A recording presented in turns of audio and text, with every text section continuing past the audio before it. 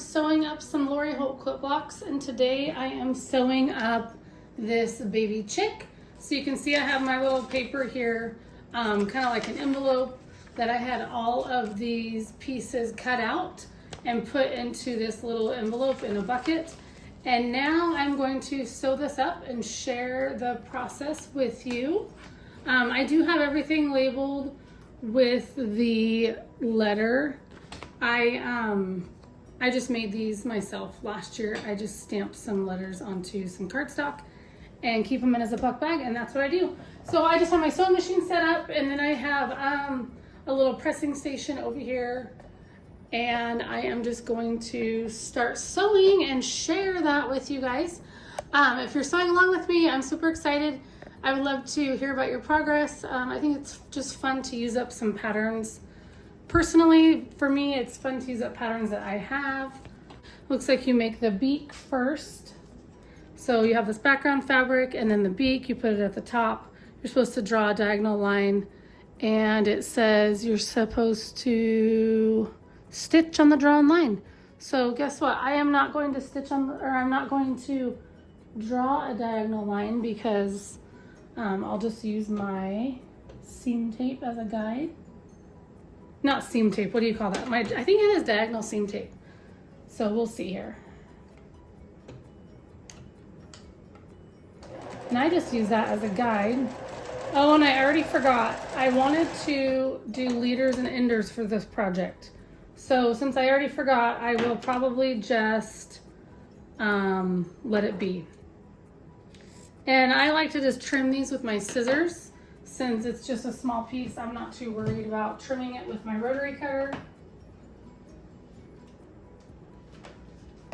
Okay, I'm not sure if you can hear me as I walk away to the iron. But okay, so there's that first step. A background piece of fabric, and then this will be the beak. So there's those letters. I'll set them aside. I have that done. Now it says I need to take H and D. So where is H? Here's H. And here's a D.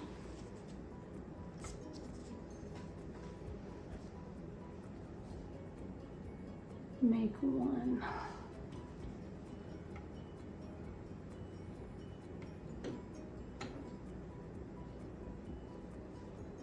Sometimes on the solid fabrics, I don't know what's the right side.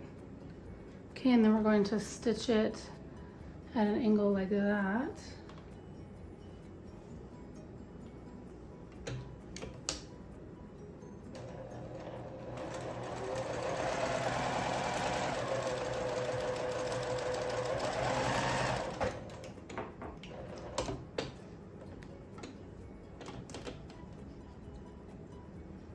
Oops.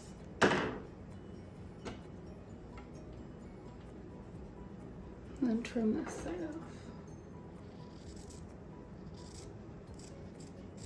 off.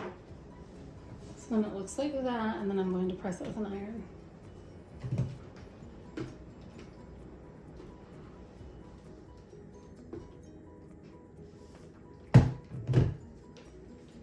Okay, so that's what that one looks like. Next, it says I'm going to be taking a G and a J. So here's J, here's G,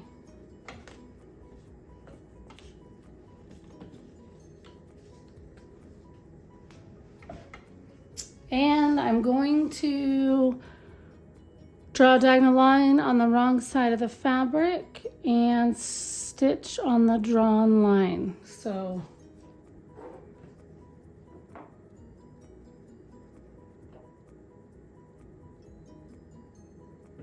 I'm going to reread that. Let's see, diagonal line, stitch on the line.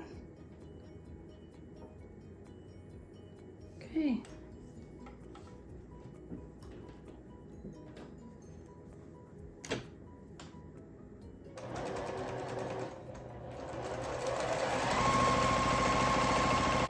Okay, so that one is pressed.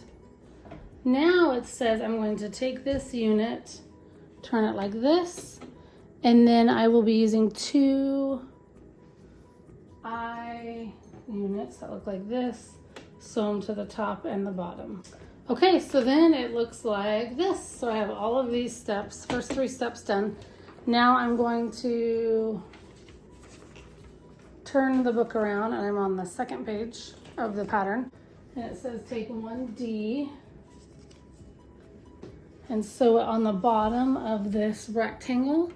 And it says stitch on the drawn line. So I'm going to line this up with the bottom like this, and then stitch on the diagonal here. All right, now it says I can take the beak and this section and this section, all 4, whoops, I'm gonna put this under the foot here. Okay, so here's the beak part, here's this section, and then this section. I'm going to pin all that and sew it together. And I'm going to do that and come right back. Did I say I was going to pin this or sew it? Well, I am going to pin it, and then I'm going to sew it, and then I'll come right back and show you what this looks like. Okay, so I got this all sewed up, and here's what it looks like. So now it says I'm supposed to take fabric A, which is a background piece of fabric, and right sides together with all these threads on it, and place it here, and draw a diagonal line, stitch on the line. Now where this one's pretty long like that, I think I will go ahead and draw a diagonal line. So let me do that and come right back. Okay, so I did draw that diagonal line. I'm going to place it just like this.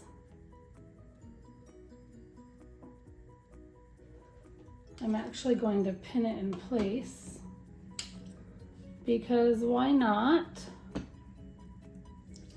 And then it says to stitch on that line, the drawn line, and then trim 1/4 inch away.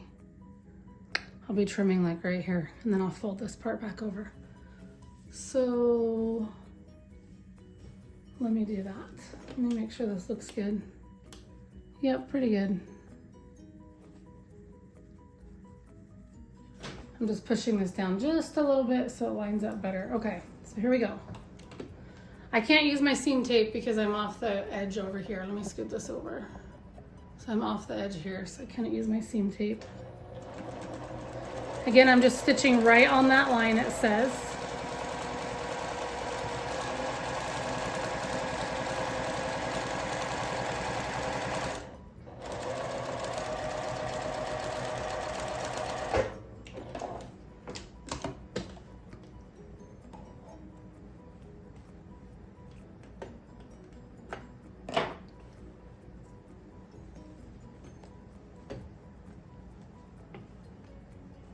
And then it says to trim that away. So, I mean, I could use my rotary cutter here, but I don't have it out right now. So I'm just going to trim with my scissors. And I think it will be okay.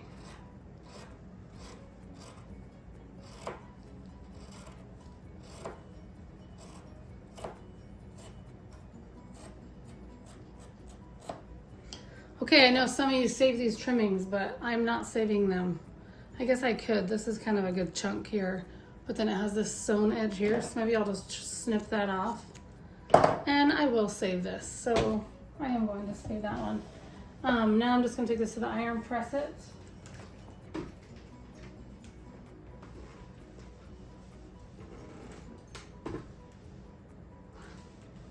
Okay, it's starting to look like a little baby chick. Super cute. So cute. There that is. Okay, so this is my scrap, so I better just throw this over there. And this little baby, leave it there. Let's see. So next we have to get K, which are these heart pieces. And those are going to be sewn with E. So there we go, E. E and D. So there's E, there's D. Be making the hearts. So E will be the top pieces and D is going to be the bottom. So on these guys, I'm just going to take this fabric here, and then it says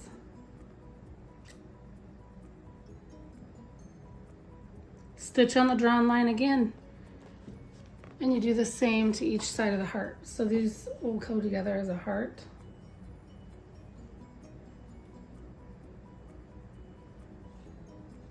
says the start at the top left of the rectangle. And to sew a diagonal line.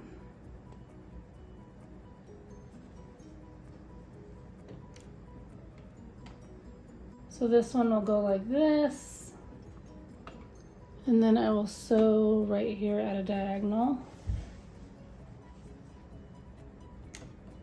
Yeah, if I had the leaders and enders, I would be sewing a lot of those right now, but I don't have those out. They would be really easy to get, but today I'm just going to not worry about using them. So here's what those look like. Now I'm going to take this square here, they call this D, and I have to figure out my placement of my heart. So when this comes together, you know, I'll have this come together at a point there. So I'm trying to decide if I should do this or if I should do this. Let's see what the picture looks like. Let me check. They kind of have the busier fabric over here. So that's what it looks like right here. So they kind of have the busier fabric. So I think I'll go with that placement like that. Okay, so now I'm going to take this fabric then, place it here, place this here. The right side, you're going to sew at a diagonal like this. That one looks a little, oh yeah, that's right, okay. Okay, and now I'm going to sew this heart together, and then I will come back and show you what it looks like. I finished the heart and I think it turned out so cute. So now I just have to assemble the complete block. So it looks like this goes here. So I need to sew these two pieces together, and then I attach it to the baby chick. And then once that's all attached, I have to embroider the feet right here. So let me assemble this block and then I will show you once it's completely done. Here is my baby chick. I think it turned out super cute. There's the one in the book, and here is my block. I just need to embroider the eye up here and some legs with feet. Let me show you what that looks like.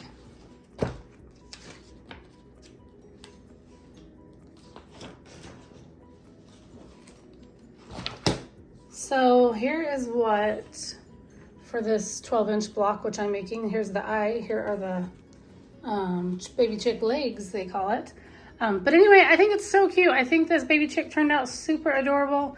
I think I'll come back and do the embroidery maybe once I have all the blocks done, or maybe I'll decide to maybe add legs in the next few days. I'm not sure exactly what I'm going to do just yet. But when I have made Lori Holt quilt blocks before, I had all the blocks completed and then I went and did all the embroidery at once. So I'm kind of leaning towards that way.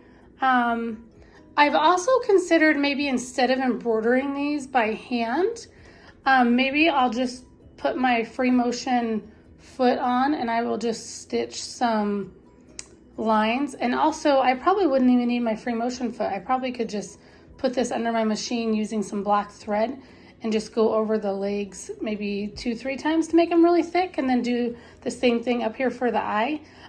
So maybe that's something I'll think more on and practice, and then decide if I want to use a machine to put the legs and eye on, or if I will embroider by hand as I've done in the past. But anyway, I just wanted to share this finished block. To me, it's finished, mostly finished, minus the legs and eye. But I am super happy with how it turned out. And I will see you guys next week to sew up another Lori Holt quilt block. See you later. Bye.